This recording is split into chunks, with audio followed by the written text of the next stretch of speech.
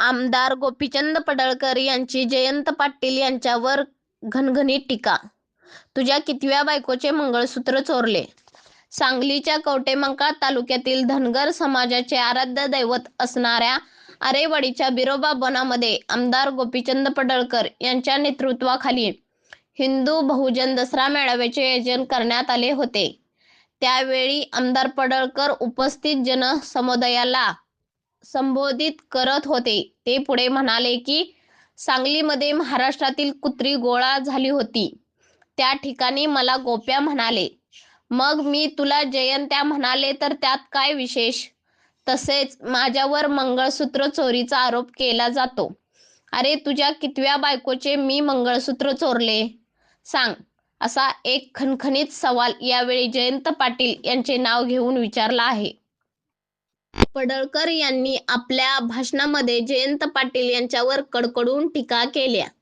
यावेळी उपस्थित जनसमुदायाने त्यांना दाद दिली.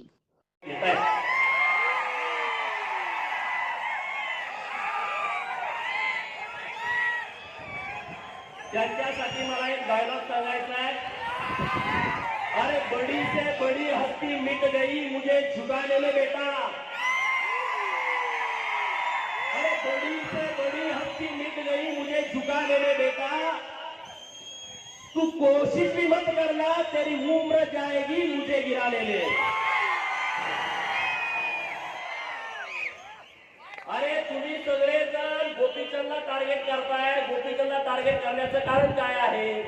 त्यांना माहित आहे हा लोकांना जागा करतोय, हे त्यांचं सगळ्यात मोठं दुखणं आहे.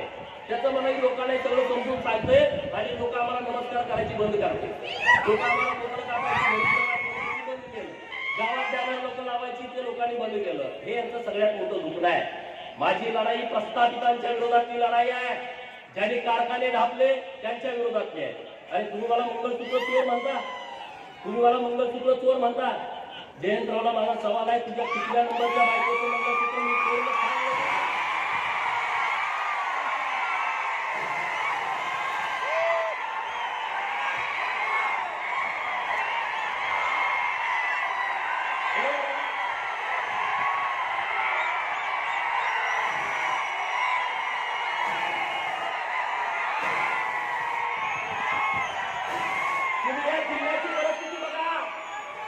अरे या जिल्ह्यामध्ये खूप लोकांनी काम केलंय.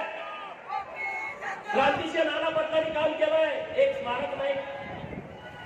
क्रांतीवीर नागनाथांना नाईकवडींनी काम केलं. एक स्मारक नाही. अण्णाभाऊ साठेंनी इतकी मोठी क्रांती केली. 1.5 दिवस टिकलेला माणूस वाळवा तालुक्यातला, कुठं स्मारक नाही. हे सगळं बघा. कर्मवीर भाऊराव पाटील जैन समाजाचा माणूस, आणि या महाराष्ट्रातल्या बहुजनांना मोफत शिक्षण मिळालं पाहिजे म्हणून त्यांनी स्वतःचं आयुष्य खपून घेतला.